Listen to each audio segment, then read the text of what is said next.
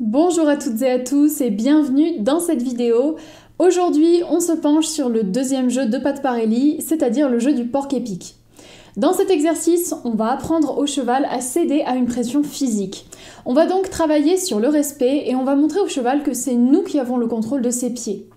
Le contrôle des pieds, je vous le rappelle, on en a déjà parlé dans une vidéo, c'était dans la vidéo leader, dominant et hiérarchie, donc je vous invite à vous y référer si vous voulez en savoir plus. Donc concrètement, qu'est-ce qu'on va faire dans ce jeu du porc épic? Eh bien, on va diriger le cheval grâce à des points précis sur son corps et pour obtenir le mouvement, eh bien, on va faire une pression des doigts sur ces parties du corps. Donc c'est ce que je vous propose de découvrir tout de suite. Tout d'abord, je vais demander à Chanel de reculer. Je vais donc mettre mes mains sur son poitrail et exercer une pression. Dès qu'elle recule, j'arrête tout. Ça lui permet de comprendre d'une façon très claire qu'elle a bien fait ce que je lui demandais. Si elle résiste ou qu'elle amorce un autre mouvement que celui que je veux, j'augmente la pression jusqu'à ce qu'elle cède en me donnant la bonne réponse. À terme, le but, c'est qu'une pression très légère provoque le mouvement et que le cheval devienne léger. Pour le reculer, vous pouvez aussi le faire en exerçant une pression sur le chanfrein. Maintenant, je vais déplacer les hanches. Avant de faire ma pression, j'avertis la ponette en la caressant pour qu'elle ne soit pas surprise par mon contact. C'est très important, surtout chez les juments. J'aide Chanel en amenant sa tête vers moi, ce qui pousse mécaniquement les postérieurs au loin. Ça l'incite donc à me donner la bonne réponse. On passe ensuite au déplacement des épaules. Je pose une main sur sa joue et l'autre sur son épaule et je fais une pression. Elle va donc déplacer son avant-main. Je peux même enchaîner en poursuivant avec un déplacement des hanches. Nous voilà en liberté et comme tout à l'heure, je commence par faire reculer Chanel.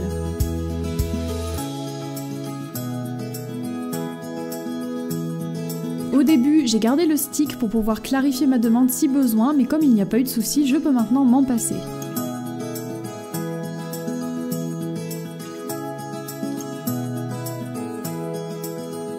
À présent, je déplace l'épaule, Chanel avance beaucoup, je vais donc recommencer en essayant d'avoir des postérieurs plus fixes. Ici, on voit que seuls les antérieurs bougent et c'est exactement ça qu'on cherche.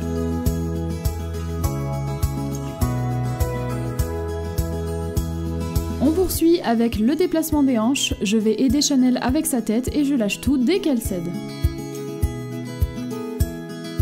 Les antérieurs doivent bouger le moins possible, c'est l'arrière-main qui doit se mobiliser. Maintenant, on va enchaîner épaules et hanches, je fais une petite pause entre les deux pour retrouver l'immobilité. Alors là, quand je récupère la tête, on voit que Chanel bouge, mais je n'en tiens pas compte et je continue ma demande. Je cède quand elle cède. On regarde de l'autre côté, n'oubliez pas de faire tous les exercices aux deux mains.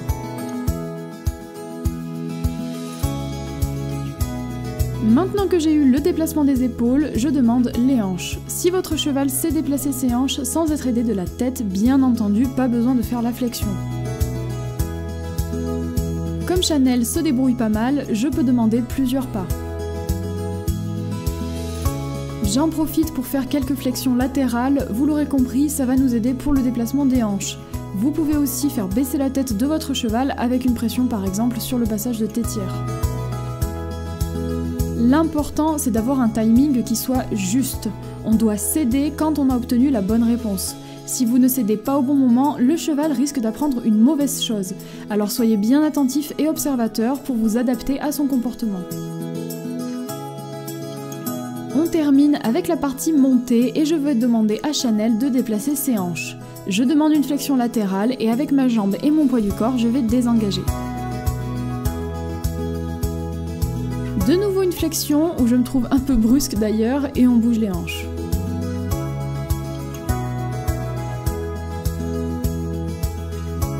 Pareil pour les épaules, je les mobilise grâce à ma jambe extérieure et mon poids du corps. Je peux aussi aider Chanel avec la rêne d'ouverture. Mais surtout, je n'oublie pas de bien me servir de mon regard pour orienter la ponette dans la bonne direction. Alors Chanel a encore des jambes qui bougent beaucoup, il faut qu'on travaille ça pour être plus économe dans nos mouvements. par nature, le cheval lutte contre la pression et c'est ce qu'on appelle le réflexe d'opposition.